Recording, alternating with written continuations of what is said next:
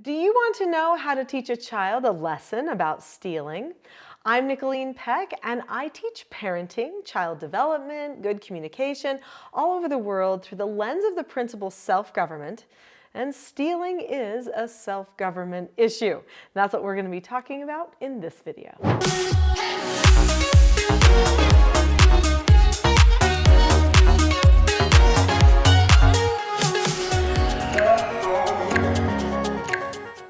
In this video, we're going to be talking about self-government and how that relates to stealing. We're going to talk about why children steal. I'm going to share a story from my life, and then we're going to talk about how you can teach your child a lesson about stealing.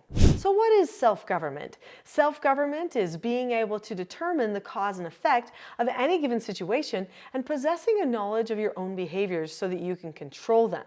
So what that means is that you make a plan for the type of person that you want to be.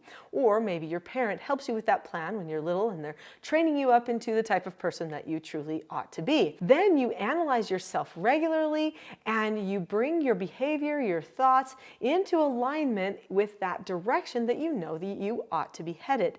This means that you are self-correcting all the time and you are making deliberate choices. When a person steals, at first they feel an impulse. Now, sometimes they do it just because they don't even know better at the beginning. I mean, when they're little, when they're really tiny, like toddlers, and they just take something, they're just like, ooh, I like this. I mean, it's literally pure impulse.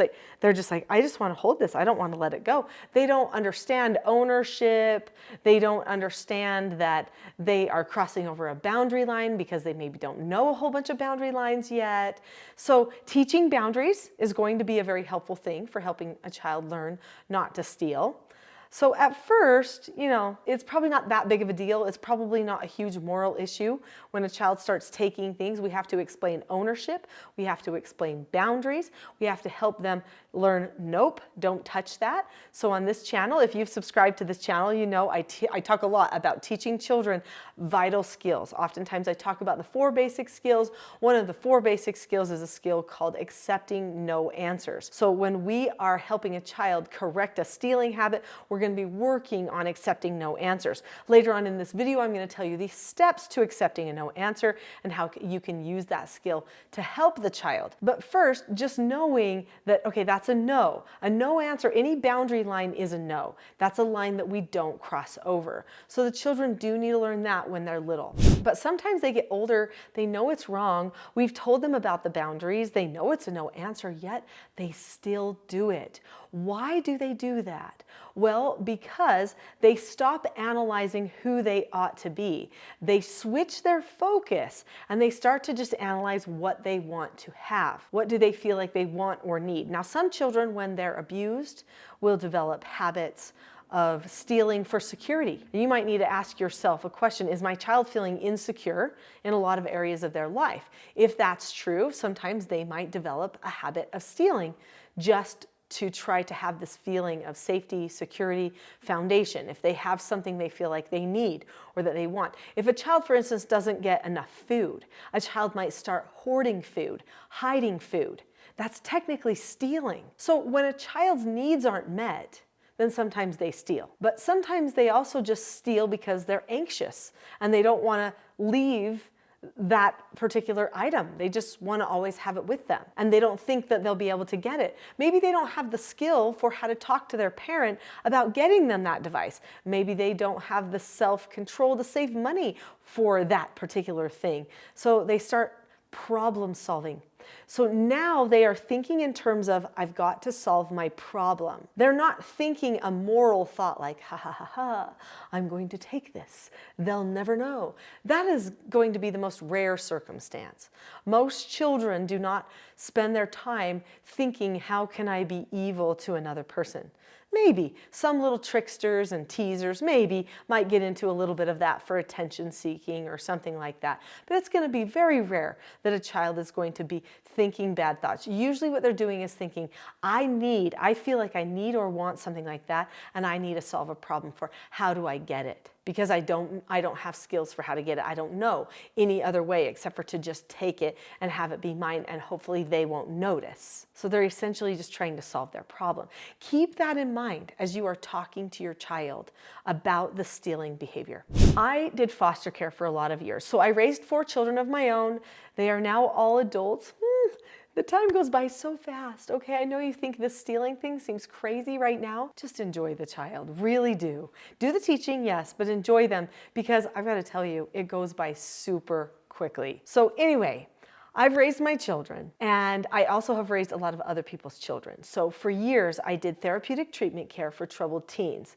And many of them had what we called honesty issues.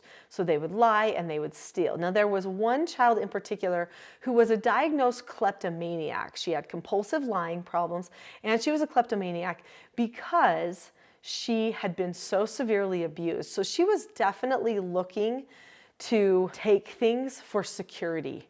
It was like for her foundation. She wasn't fed often, and so she would hoard food. She would hoard all kinds of things because of her history of abuse, and it took her a long time to overcome that. So we had to be monitoring things all the time. And by the way, that is an important thing. You do have to catch them a lot. So if a person has a habit of stealing, then you've got to be checking pockets and checking backpacks and checking things a lot. You've got to catch it. If you don't catch it, then they feel like they've solved their problem or they've created that security. Even if they know afterward it was wrong, they still don't want to give it up because there's this feeling of security there that they're looking for. And that's why they took it in the first place. Well, so anyway, this particular child, she was 13 years old. She had a really bad stealing habit. It was a kleptomania problem. She was diagnosed kleptomaniac. So every day after school, we would have to check her. We would have to pretty much, body search her because she would hide so many things. And so that was number one thing that we had to do. Number two thing was I couldn't take it personal if I found something, because I was going to find something a lot of the time. Now, the days when we did not find something, wow. We praised her. We talked to her about self-control, how great it was. We also gave her the opportunity to self-report. And we said, now listen, we know it's possible that we didn't find something that you took and that you could have taken something and you know about it, but we don't know right now. We would hate to be giving you praise when you know it's actually a lie, that it's not really true praise. We would like to give you praise that's true. If you self-report about something that you took before we ever find it, then there will be a positive consequence because you self-reported. She was like, oh, a positive? What do you mean? Oh, well, maybe we could take some time and play that game, and maybe we could have a certain treat or a snack, because she loved treats. She loved chocolate, those types of things. So I just had a little snack bag on hand, and she could get a snack out of the snack bag. That meant something to her. That was another thing that would give her comfort and foundation when she was trying to overcome the habit of stealing. She got something legitimately from a person who gave it to her because they cared, which was what she wanted, was people around her caring. But it's hard to care about a situation when they're doing things to hurt other people all the time. They're actually self-sabotaging themselves and sabotaging their relationships all at the same time, and they don't recognize it. Anyway, we taught her the skill, how to accept a no answer. This skill and learning about her boundaries, as well as having positive consequences for self-reporting, praising her when things were going right. When she did give up something she had taken, when we found it, we still praised her. We kept everything positive and optimistic. What you have to remember is that as soon as you start getting negative at a person, they start feeling more insecure and more insecure. If they are stealing because they're feeling insecure, and then you get angry at them and start to make them feel more insecure or start to self-loathe, like I'm worthless, nobody cares about me, guess what they're going to be tempted to do even more of? Stealing. So you've got to keep everything calm. It's got to be okay to talk about anything. You've got to decide with your own calmness that you are okay. At the end of this video, I'm going to give you something to help with your calmness, because all of the teaching is going to hinge on that. Any lesson you teach about stealing is going to hinge on that. Okay, so we taught our foster children, this foster daughter in particular, we taught her the steps for accepting a no answer or accepting criticism. It's the same steps for both of those skills. So to accept a no answer or to observe a boundary line, meaning that's a no, I don't cross over that line, then what I do is 4 things. I look at the person or the situation. So the situation is, I want to take this thing. I look at that. I recognize it. I analyze it. Okay? Aha. Look at the situation. I want to take the thing. Then I keep a calm face, voice, and body. So the child needs to learn, okay, how to be calm. Okay, pull your hand away. That's not calm. If you're reaching out for it, that's not calm. Okay? Stay calm. Then I'm going to tell myself, no, I can't take this. And then okay, I'm going to say okay to myself. So that's step number 3, is to say okay or to ask to disagree appropriately. Then I'm going to drop the subject. That is the hardest step. When we are using accepting no answers for honesty behaviors, such as stealing, not thinking about wanting to take that thing is very difficult. You often have to tell the child, we are going to turn and walk away. After we give ourselves a no, we're going to turn and walk away. We are not going to look at that thing anymore. We're not going to think about it anymore. We are now going to start thinking about something else. You're going to have to walk them through that many, many times. But as you do that, then in the moment when you see them tempted to take something, you can say, wait a second, stop. Now, look at the situation. Keep a calm face, voice, and body. Give yourself a no, and then just drop the subject. Walk away.